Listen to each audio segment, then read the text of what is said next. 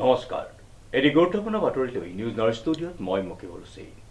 পুৰণি মাটি সত্ৰ জাগৰণ পুথিভঁৰালৰ সৌজন্যত উলহ মালহেৰে উদযাপন কৰা হয় মুকলি বিহু আৰু সাংস্কৃতিক সন্ধিয়া। নিউজ নাওৰ এক বিশেষ প্ৰতিবেদন।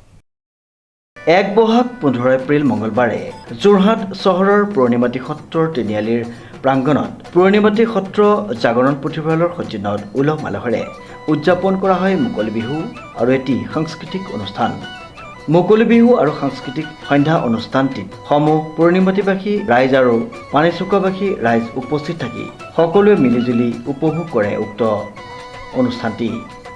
অনুষ্ঠানটি সাফল্যমণ্ডিত কৰি তোলাত পুৰণিমাটি সত্ৰ জাগৰণ পুথিভঁৰালৰ তৰফৰ পৰা সমূহ উপস্থিত ৰাইজক তথা যোৰহাটবাসী ৰাইজক ৰঙালী বিহুৰ আন্তৰিক শুভেচ্ছা জ্ঞাপন কৰি আগলৈও এনেদৰে সহায় সহযোগিতা আৰু উপস্থিতি কামনা কৰিছে। চনৰ পৰা আমি পাতি আহিছোঁ। পুৰণিমাটি সত্ৰ জাগৰণ পুথিভঁৰালৰ সৌজন্যত প্ৰত্যেক বছৰে আমাৰ মুকলি বিহু আয়োজন কৰা হয়। এইবাৰ আমি সপ্তম মুকলি বিহু অকণমান ব্যতিক্ৰমী ৰূপত পাতিছোঁ। আমাৰ ইয়াত আছে আপোনাৰ চেলফি প্ৰতিযোগিতা, কণী যুঁজ আছিলে, দিনত আপোনাৰ ৰছী টানা খেল আছিলে, বহুতখিনি খেল